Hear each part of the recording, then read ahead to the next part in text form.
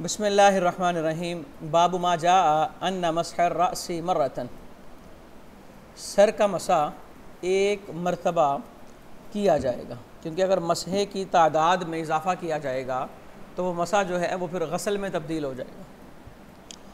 इमाम तिरमिज़ी अपनी सनद के साथ बयान करते हैं कि राविया कहती हैं अन्नहा रअतिन नबिय्या सल्लल्लाहु अलैहि वसल्लम यतवद्दा, उन्होंने हुजूर सल्लल्लाहु अलैहि वसल्लम को वज़ू करते देखा।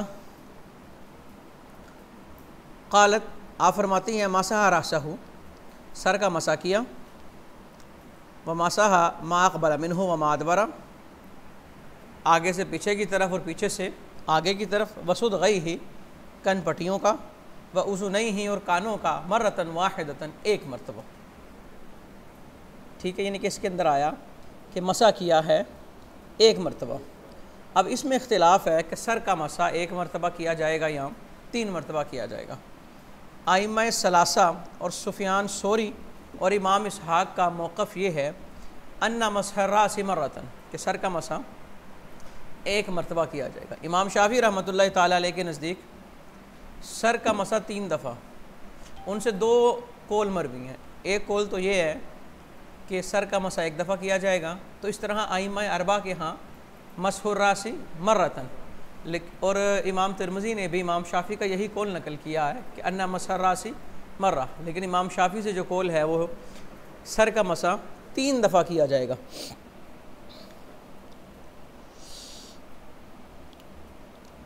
जमहूर की जो रिवायत है वो ये हदीस तहतल बाब, इमाम शाफ़ी का जो इस्तिदलाल है ना, इमाम शाफ़ी रहमतुल्लाह ताला अलैह कहते हैं अबू दाऊद में रिवायत आई हज़रत सय्यदना उस्मान बिन अफ़्फ़ान रज़ी अल्लाह ताला अन्हु से कि हुज़ूर सल्लल्लाहु अलैहि वसल्लम ने मसहा रअसहु सलासन, सर का मसा किया 3 दफ़ा। इस रिवायत के कई जवाब हो सकते हैं। पहली बात तो ये है, हो सकता है बयान जवाज़ के लिए हो, और दूसरी बात जिस तरह मैंने कल भी बताया था कि एक रिवायत में मर्रतैन के लफ्ज़ आए थे, तो मर्रतैन से मुराद 2 हरकतें थी, तो हो सकता है यहाँ पर सलासन से मुराद भी 3 हरकतें हों, आगे से पीछे की तरफ, पीछे से आगे की तरफ, और तीसरी हरकत सुद गई हो और उज़ुनैहि, कानों पे मसे की, कानों पे मसा के लिए तीसरी, हो सकता है इसका माना ये हो। और जो एक और जवाब है वो ये कि हज़रत उस्मान बिन अफ़्फ़ान की जो ये रिवायत है ये शाज़ है, क्योंकि हज़रत उस्मान की इससे अलावा जितनी भी रिवायात हैं उन सब के अंदर सर का जो मसा है वो एक मरतबा ही बयान किया गया है, और अगर इसको तस्लीम कर भी लें तो ये बयान जवाज़ पे महमूल है, या फिर सलासन का माना 3 हरकतें हैं। ठीक हो गया।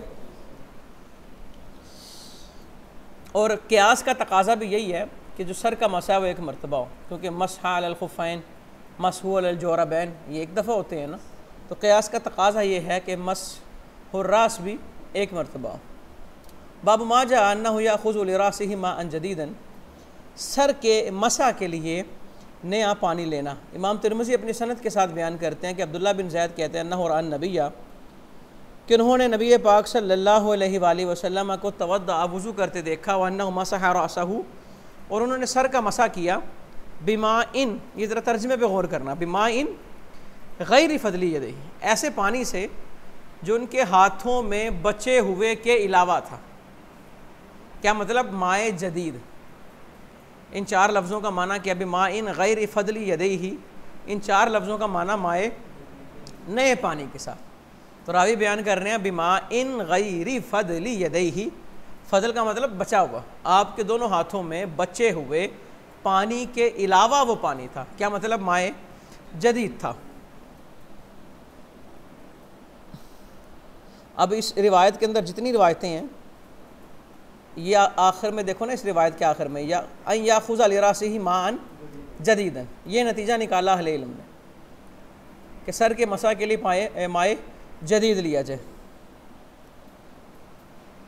अच्छा, 2 रिवायतें हैं जी, 2 तरह की रिवायतें मिलेंगी। एक तो ये कि सर के मसा के लिए माए जदीद लिया, और एक रिवायत मिलेगी सर का मसा उसी पानी से किया जो आपके हाथों में बचा हुआ था। तो अब ज़ाहिरन तो दोनों में तारुज़ नज़र आता है, या दोनों का माना किया है। ये यहाँ पे फ़ुक़हा का इख्तिलाफ़ क्या है तो जमहूर जो हैं वो मसह रास के लिए माए जदीद को शर्त करार देते हैं। जमहूर का मतलब मा सिवा अहनाफ, अहनाफ के अलावा जमहूर जो हैं वो सर के मसा के लिए माए जदीद को शर्त करार देते हैं। कहते हैं शर्त है कि सर का मसा होगा ही तब जब पानी नया लिया जाएगा, जबकि अहनाफ कहते हैं माए जदीद लेना सुन्नत है, शर्त वज़ू नहीं। यानी कि इंसान अगर अपने हाथों के बचे हुए पानी से मसा करता है तो उसका मसा करना बिल्कुल दुरुस्त है। जमहूर की दलील क्या? हदीस ताहतल बाब, ठीक है कि हदीस ताहतल बाब में क्या आया कि आपने वज़ू के लिए जब वज़ू के दौरान जब मसा किया तो आपने पानी लिया और वो पानी आपके हाथों में बचे हुए पानी का गैर था। अल्लाह अकबर। अहनाफ के दलाइल, अहनाफ की दलील एक तो हदीस ताहतल बाब ही है, वो कहते हैं आपने जहाँ से वजूब साबित किया यहाँ से सुन्नत साबित होती है, वजूब साबित नहीं होता। अगर इस रिवायत को हम दूसरी रिवायत पर महमूल करें, एक रिवायत में आया कि आपने मसा किया हाथों के बचे हुए पानी से, अगर उस रिवायत पे महमूल करें तो इस रिवायत को हम मसनून करार देंगे, सुन्नत करार देंगे कि इस रिवायत से जो साबित हो रहा है ये हुक्म सुन्नत दर्जे का है। और अबू दाऊद की रिवायत में कि मासा बिरासिही मिन फदली माइन का नफ़ी यदी है, क्या आपने सर का मसा किया अपने हाथ में बचे हुए पानी के साथ। और इब्ने हजर ने अत्तलखीसुल खबीर में ये अल्फाज नकल किए कि आपने मसा किया बिबाला लिकफ़ई, अपने हथेलियों पे जो तरी थी उनके साथ।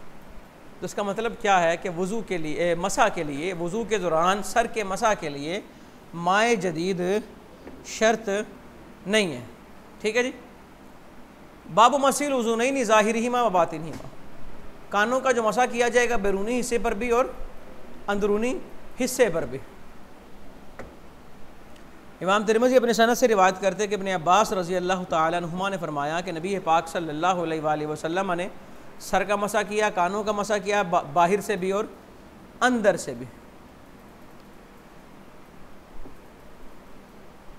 बाबू माजान उज़ुनैन मिन अर्रासी, जो दो कान हैं ये सर से ही हैं, सर का हिस्सा है, ये दो कान सर का हिस्सा है। क्या मतलब? यहाँ बहस ये चलेगी कि दो कानों पे मसा करना है तो सर का मसा जिससे किया उसी से करेंगे या पानी नया लेंगे। तो इमाम तिरमिज़ी अपने सनद से बयान करते हैं, हज़रत अबू उमामा कहते हैं नबी पाक सल्लल्लाहु अलैहि वसल्लम ने जब वज़ू फरमाया चेहरे को 3 दफ़ा धोया, हाथों को 3 दफ़ा धोया, सर का मसा किया और कहा उज़ुनानी मिन अर्रासी, ये जो कान हैं ये सर से हैं। इमाम शाफी कहते हैं कानों के मसा के लिए माए जदीद ज़रूरी है, क्योंकि मसा जो है वज़ू में एक मुस्तकिल अमल है तो उसके लिए माए जदीद शर्त है। इमाम शाफी की दलील मौजम तबरानी में हज़रत अनस की रिवायत के अल्फाज ये हैं कि अपने कानों का कनपट्टियों पे मसा किया हुज़ूर सल्लल्लाहु अलैहि वसल्लम ने जदीद पानी के साथ, नए पानी के साथ। और अहनाफ के यहाँ सुन्नत ये है कि सर के बचे हुए पानी से मसा करना, और अहनाफ की दलील ये हदीस तहतल बाब है। इमाम शाफी की दलील का जवाब ये है कि मौजम तबरानी की रिवायत में एक रावी उमर बिन अबान है, मुहद्दिसीन ने उसे मजहूल करार दिया है, लिहाजा ये काबिल हुज्जत नहीं।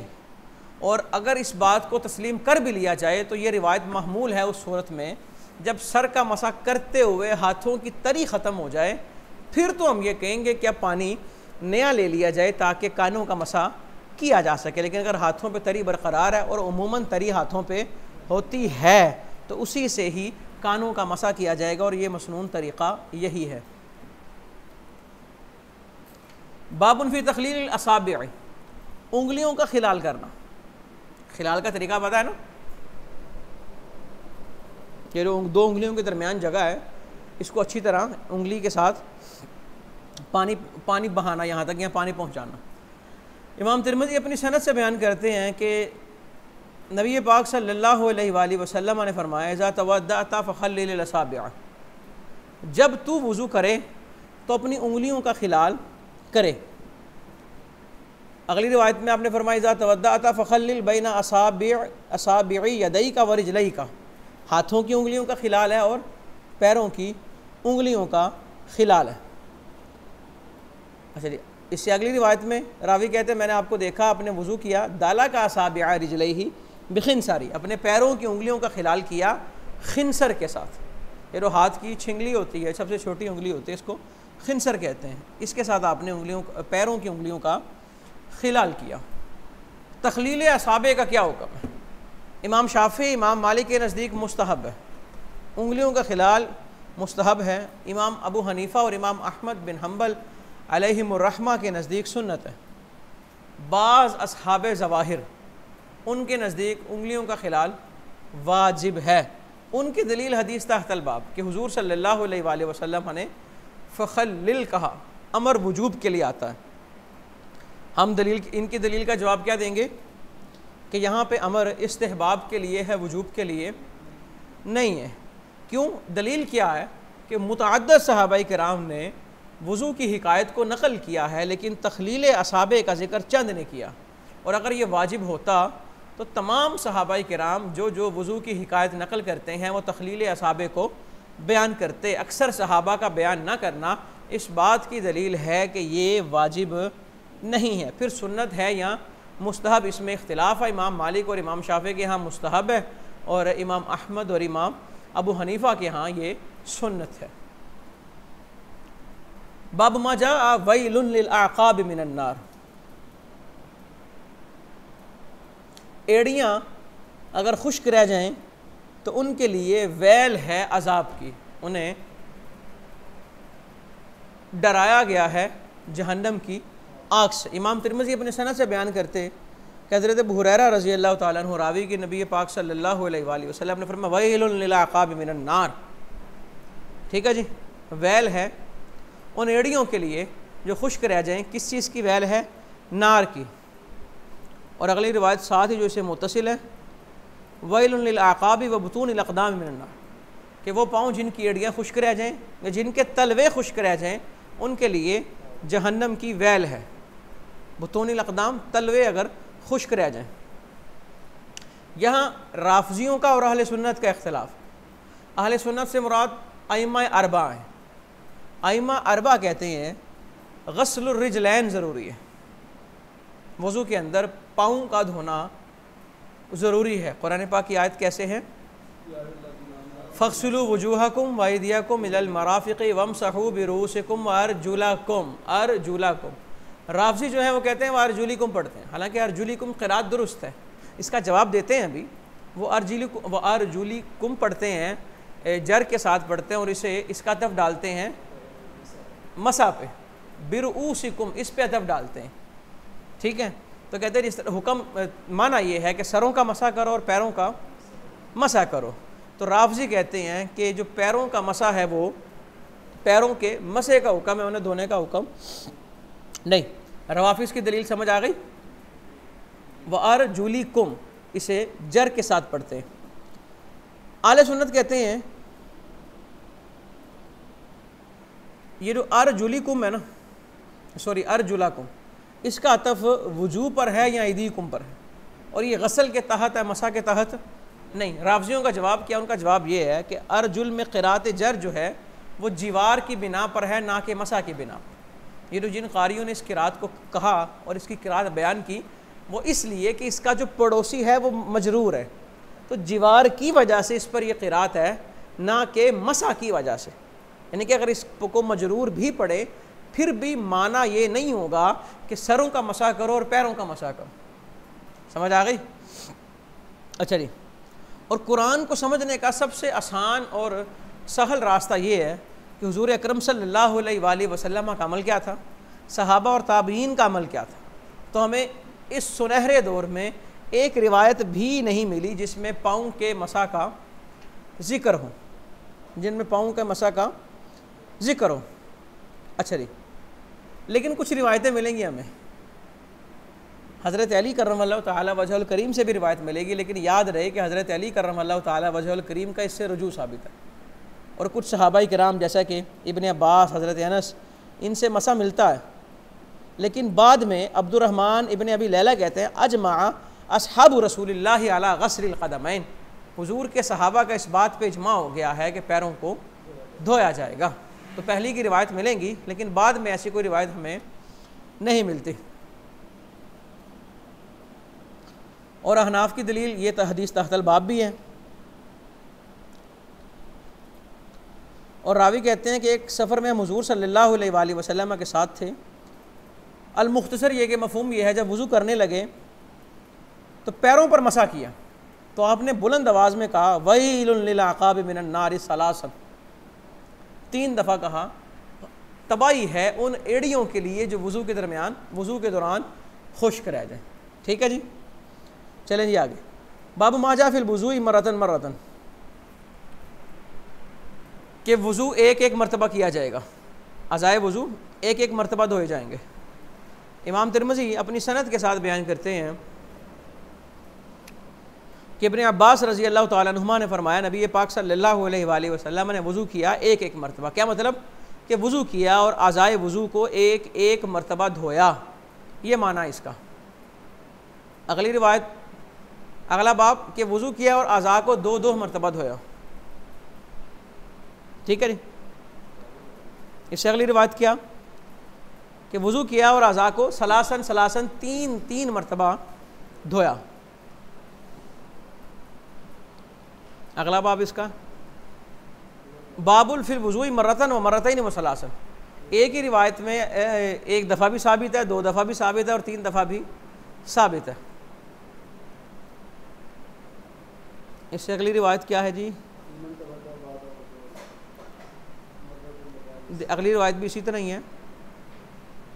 हाँ, फ़ीमा यतवद्दउ बाद वुदूइही मरतैन व बाद सलासन, एक आदमी वज़ू करता है, बाद अज़ा को 1 दफ़ा धो ले, बास को 2 दफ़ा धो ले और बास को 3 दफ़ा धो ले। ये भी नबी पाक सल्लल्लाहु अलैहि वसल्लम से साबित कि क्या रावी कहते हैं अब्दुल्ला बिन ज़ैद तवद्दा फ़ग़सला वजहहु सलासन, चेहरा धोया 3 दफ़ा, वग़सला यदैहि मरतैन मरतैन, और हाथों को धोया 2-2 मरतबा, और मसा किया 1 मरतबा, वग़सला रिजलई, और गसला रिजलई से पता लगता है कि पैरों को धोया 1 मरतबा, क्योंकि आगे इसके मरतैनी या सलासन के अल्फाज नहीं है।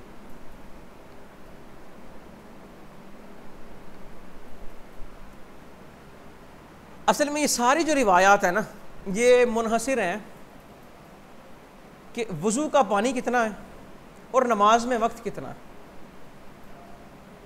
ये ज़हन में रखना, 3 दफ़ा से ज़्यादा अज़ा को नहीं धोना। ये हमने इस बात को पढ़ा था कि जिसने इस पर इजाफ़ा किया तो उसने जुल्म किया। जब हमने पढ़ा था, कल के सबक में पढ़ा था ना, तादाद गसल वाली बात पढ़ी हमने कि तहारत गुसल, उसके अंदर हमने बात पढ़ी थी।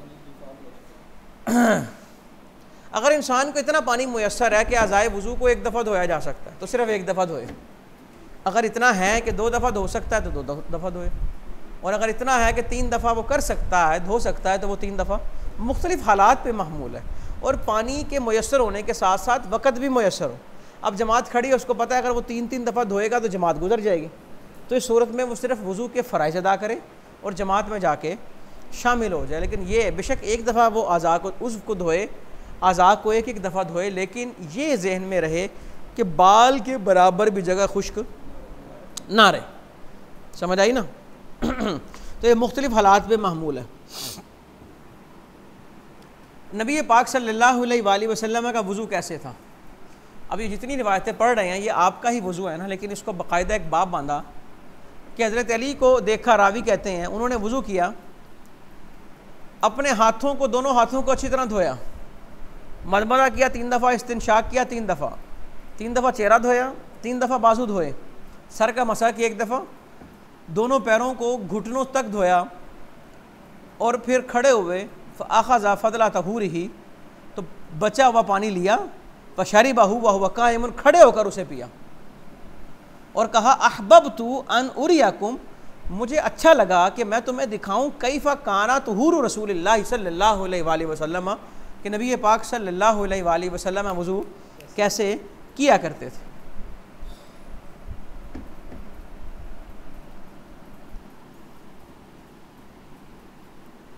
आगे वाली रिवायत भी इसी तरह ही है। कि वज़ू का बचा हुआ पानी खड़े होके पिया। बाबुन फिर नदह बादल वज़ू, वज़ू के बाद इंतिदाह करना। इंतिदाह का मतलब फ़िलहाल समझे झाड़ना नहीं, मैं बताता हूँ क्या है। इमाम तिरमिज़ी अपनी सनद के साथ बयान करते हैं, हज़रत अबू हुरैरा कहते हैं नबी पाक सल्लल्लाहु अलैहि वसल्लम ने फरमाया मेरे पास जिब्राइल आए और मुझे अर्ज़ किया अल्लाह के नबी, जब आप वज़ू करें फ़न तदिह, तो आप इंतिदाह करें। आप क्या करें? इंतिदाह के मुख्तलिफ़ मानी। नंबर 1, पहला माना ये है अल इस्तिंजाउ बिल माई, कि जब वज़ू करने लगें तो वज़ू से पहले अल इस्तिंजाउ बिल माई, ठीक है, वज़ू से पहले इस्तिंजा बिल मा करें। इंतिदा का माना ये है कि पानी को पेशानी पर बहा दिया जाए, कि वज़ू से बचे हुए पानी को पेशानी पर बहा दिया करें। और एक माना ये है, और ये तीसरा माना वो है जो अक्सर मुहद्दिसीन ने मुराद लिया, और यहाँ भी यही मुराद है कि वज़ू के बाद अपनी शर्मगाह पर पानी के छींटे मारे जाएं। ये शायद कई लोग पहली दफ़ा ये बात सुन रहे हैं कि वज़ू के बाद अपनी शर्मगाह पर पानी के छींटे मारे जाएं, इज़ार पर पानी छिड़का जाए। अच्छा, इसके अंदर हिकमत क्या है कि खुरूज क़तरात के वसवसे नहीं आते। जिन्हें लगता है कि मुझे लग रहा है कि कतरा निकल गया है, जिन्हें वसवसे आते हैं ना, या जो जिनको लगता है कि कतरे निकले हैं, अगर वो अपने वसवसों का इलाज चाहते हैं तो इस हदीस पे अमल करें कि वो वज़ू के बाद पानी के जो कतरे हैं वो अपने तहबंद के ऊपर झाड़ें या फेंकें अपनी तहबंद के ऊपर। एक हिकमत यह भी है कि वज़ू से मकसद इबादत बातिनी है, लेकिन ज़ाहिरन सिर्फ आज़ाए ज़ाहिरा को धोया जाता है, ज़ाहरी इबादत हासिल हो गई, तो लिहाजा वज़ू के बाद 2 आमाल को मुस्तहब करार दिया जिनसे तहारत बातिनी का इस्तेहज़ार हो सके, यानी कि ज़हन इस तरफ आए कि बातिनी तहारत भी है। नंबर 1, वज़ू से बचे हुए पानी को पी लिया जाए, और नंबर 2, इंतिदाह किया जाए, अपनी शर्मगाह पर वज़ू से बचे हुए पानी के छींटे मारना, यानी कि शर्मगाह के ऊपर जो तहबंद या कपड़ा है उसी के ऊपर छींटे मारने या अंदर छींटे नहीं मारने। यानी कि ऐसे पानी लिया, जिस तरह हम अपनी ज़बान में कहते हैं ना तरौंका लाना, तो इस तरह करना वज़ू के बाद। खड़े होके पानी भी खड़े होके पीना ना, हाथ में पानी लिया, चुल्लू में खड़े होके पानी पिया, और वो पानी के कतरात और तरी बची होगी वो उसके ऊपर छींटे मारें, और फिर वो आगे रिवायत में आएगा कि वज़ू के बाद क्या पढ़ा जाए, वो कलिमात पढ़े, तो उसके लिए जन्नत के 8 दरवाजे खोल दिए जाएंगे। खड़े होकर पानी पीना साबित है, जवाज़ इसका मिलता है, लेकिन अक्सर तौर पे बैठ के पानी पीना चाहिए। हुज़ूर सल्लल्लाहु अलैहि वसल्लम से खड़े होकर पीना साबित है बयाने जवाज़ के लिए। अब ज़मज़म में खड़े होकर पीने का हुक्म है, क्यों? खड़े होकर पीने से पानी सरायत कर जाता है सारे जिस्म में, और वो बरकत है, और सारे जिस्म में बरकत क्या तरीक़ा यही है कि खड़े होकर पानी पिए। इसी तरह वज़ू के बाद पानी खड़े होकर पीना ये मुस्तहब अमल है, और ये नबी पाक सल्लल्लाहु अलैहि वसल्लम से साबित है। बाबुन फ़ी इस्बाग़िल वुज़ूई, मुकम्मल वज़ू करना। इमाम तिरमिज़ी अपनी सनद से रिवायत करते हैं, हज़रत अबू हुरैरा कहते हैं नबी पाक सल्लल्लाहु अलैहि वसल्लम ने फरमाया, अला अदुल्लुकुम अला मा यमहुल्लाहु बिहिल खताया व यरफ़उ बिहिद दराजात, क्या मैं ऐसा अमल ना बताऊँ जिससे अल्लाह गुनाह मिटा दे और दर्जे बुलंद कर दे। अर्ज़ किया या रसूलल्लाह क्यों नहीं। बला का मतलब है क्यों नहीं। जब सवाल किया जाए क्या मैं ना करूँ या क्या मैं ना बताऊँ, सवाल में हरफ इस्तिफ़ाम भी हो हरफ नफ़ी भी हो, तो उसका जवाब क्यों नहीं से किया जाएगा। यहाँ मंतिक की भाषा मैं छेड़ना नहीं चाहता, तो बस सिर्फ इशारा दे रहा हूँ। सालिबा कुलिया मुजिबा जुज़िया इस तरह की चीज़ें बड़ी होंगी, तो उसके मुताबिक ही जवाब दिया जाता है। तो सवाल में था क्या मैं दलालत ना करूं, तो जवाब आया बला क्यों नहीं। तो आपने फरमाया इस्बाग़ुल वुज़ूइ इलल मकारिह, तकलीफ़ के बावजूद वज़ू पूरा करना, मकसरतुल खुताया, और बार बार मस्जिदों की तरफ जाना, व इंतज़ारुस सलात इबादत सलात, एक नमाज के बाद दूसरे का इंतज़ार करना, फ़ज़ालिकुमुर रिबात, एक तो इससे गुनाह मिटेंगे, दर्जे बुलंद होंगे, एक दर्जे से दूसरे दर्जे का जो फासला है वो ज़मीन व आसमान की मुसाफत जितना है, और साथ फ़ज़ालिकुमुर रिबात, ये तुम्हारे लिए सरहदों की हिफाजत करने जैसा है। सरहद की हिफाजत करने की बड़ी फजीलत है, और ये फजीलत हर बंदा हासिल कर सकता है सिर्फ वज़ू मुकम्मल करके। और अगली रिवायत के अंदर भी अल्फाज यही लेकिन वहाँ पे फ़ज़ालिकुमुर्रिबात फ़ज़ालिकुमुर्रिबात फ़ज़ालिकुमुर्रिबात सलासन 3 दफ़ा कहा कि तुम्हारे सरहदों की हिफाजत यही है, यही है, यही है। क्यों?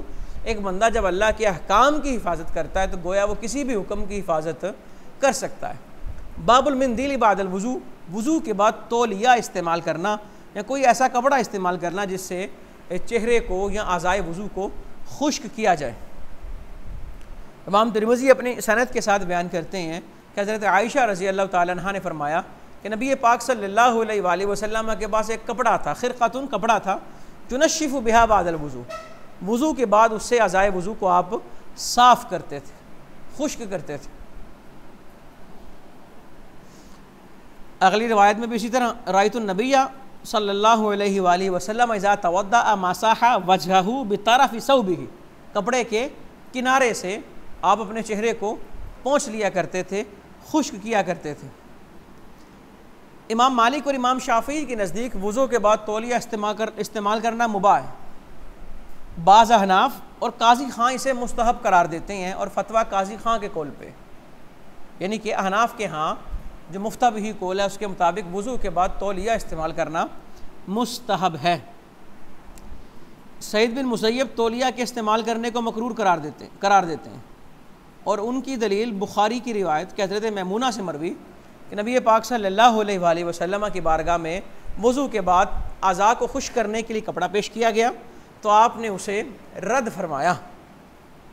जमहूर की जो दलील है वो हदीस तहतल बाब है कि इस्तेमाल करना जायज़ है, मुबाह है, सुन्नत है। सुन्नत भी इसी से साबित है, मुबाह भी इसी से साबित है और मुस्तहब होना भी इसी से साबित। हज़रत मैमूना की रिवायत का जवाब क्या है? बुखारी की रिवायत है, आखिर उसकी तोजी बयान करनी पड़ेगी हमें, तो ये बयान जवाज़ पर महमूल था। आपने रद्द किया, इसका मतलब है ज़रूरी नहीं इस्तेमाल करना, अगर इस्तेमाल ना भी किया जाए तो कोई हरज उसमें नहीं है। और ठीक हो गया जी, ये बयान जवाज़ पर महमूल है।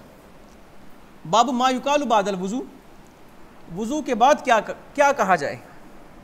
इमाम तिरमिज़ी अपनी सनद से बयान करते हैं कि हज़रत उमर बिन ख़त्ताब ने कहा रज़ी अल्लाह ताला अन्हु, रसूलुल्लाह सल्लल्लाहु अलैहि वसल्लम ने फरमाया, जिसने अच्छा वज़ू किया और फिर कहा अशहदु अल्ला इलाहा इल्लल्लाहु वहदहु ला शरीका लह व अशहदु अन्ना मुहम्मदन अब्दुहु व रसूलुहु अल्लाहुम्मा जअलनी मिनत तव्वाबीन व जअलनी मिनल मुतत्तहिरीन फुतिहत लहु समानियतु अबवाबिल जन्नह, 8 दरवाज़े खोल दिए जाते हैं और यदखुलु मिन अय्यिहा शाअ, वो जन्नत में दाखिल होगा जिससे चाहेगा।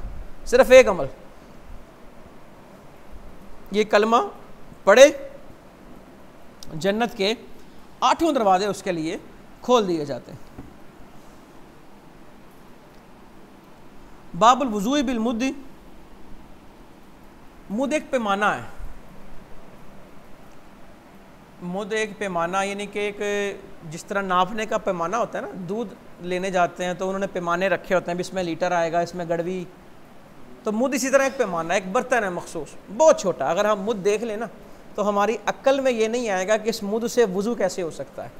और अगर नबी पाक सल्लल्लाहु अलैहि वसल्लम जिस बर्तन से गुस्ल फरमाते थे, सार इसे कहते हैं, अगर वो देख लें तो हमारे जहन में नहीं आएगा कि इससे गुस्ल भी हो सकता है, और आप उससे गुस्ल फरमाया करते थे। अच्छा जी, मुद और सा, एक सा जो है वो 4 मुद का होता है। कितने मुद का? अब इख्तिलाफ है कि मुद कितना होता है। इमाम शाफी और इमाम मालिक के नज़दीक एक मुद एक सुलुस रितल का होता है, एक और सुलुस रितल का होता है। रितल भी एक यूनिट है। इस एतबार से सा जो है वो 5 और सुलुस रितल का होगा। इनके दलील अहले मदीना का तामुल है।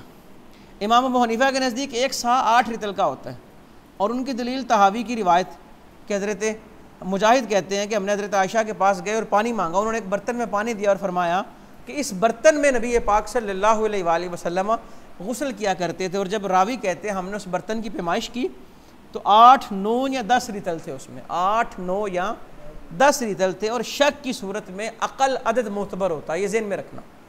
शक की सूरत में अक़ल अदद मोतबर होता है, जो कम अज़ कम मिकदार है ना, अब 9, 10 या 8, 8 तो कन्फर्म है ना, तो जो अकल अदद है वो मोतबर होता है। अच्छा जी, इमाम तिरमिज़ी अपनी सनद से बयान करते हैं कि हज़रत सफ़ीना कहते हैं नबी पाक सल्लल्लाहु अलैहि वसल्लम एक मुद से वज़ू करते और एक सा से गुस्ल फरमाते थे।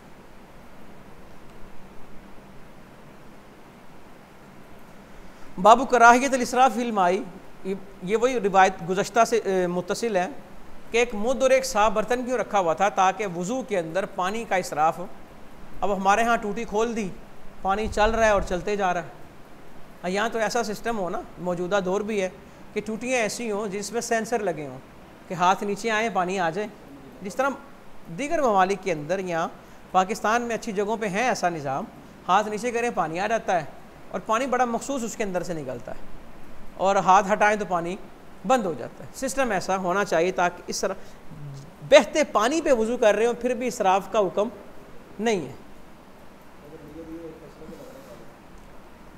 नहीं, नीयत की बात तो अलग है, मुतलकन बात हो रही है। जो वहाँ पे खुला हाथ जिसका होगा वो टूटी पर भी आएगा, उसका हाथ पर खुला होगा, आदत तो ख़राब हो जाएगी ना, और वो नाली में पानी जा रहा है। इमाम तिरमिज़ी अपनी सनद से बयान करते हैं कि उबई बिन काब रज़ी अल्लाह तआला अन्हु ने कहा, नबी पाक सल्लल्लाहु अलैहि वसल्लम फरमाते हैं, इन्ना लिल वुदू शैतान, वज़ू का भी एक शैतान है जिसका नाम वलाहान है। वज़ू का एक शैतान है जिसका नाम वलाहान है। तो पानी के वसवसे से बचो।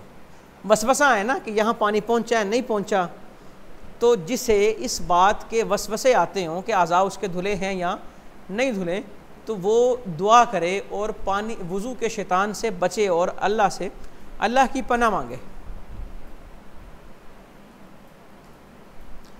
बाबुल वज़ू लिकुल्ली सलातिन, हर नमाज के लिए वज़ू। नबी पाक सल्लल्लाहु अलैहि वसल्लम के लिए शुरू में हर नमाज के लिए वज़ू ज़रूरी था, लेकिन बाद में फ़तेह मक्का पे आपके लिए जो ये हुक्म है ये मनसूख हो चुका था।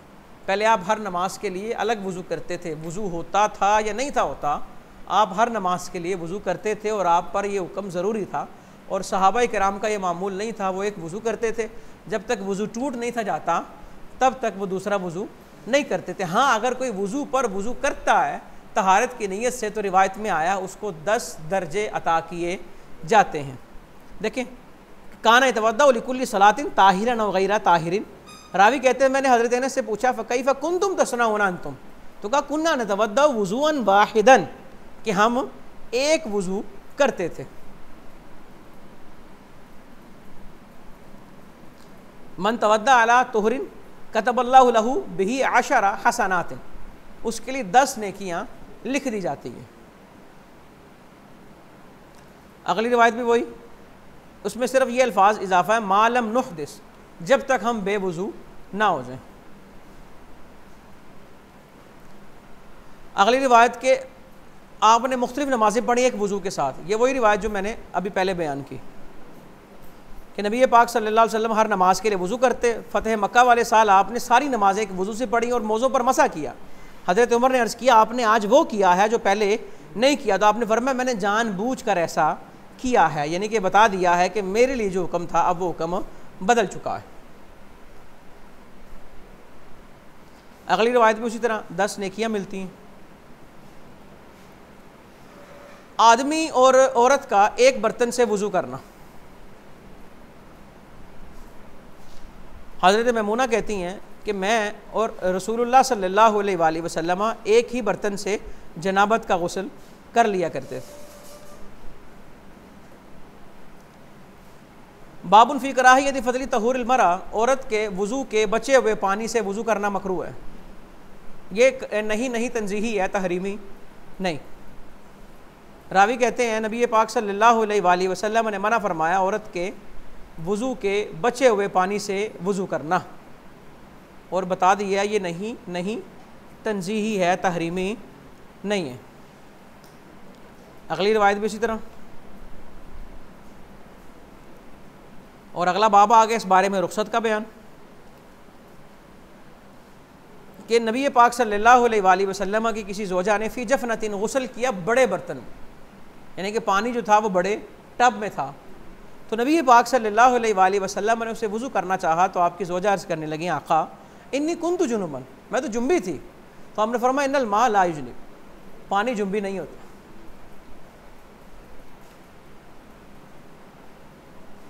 ले जी आगे फिर इंशाल्लाह कल पढ़ेंगे।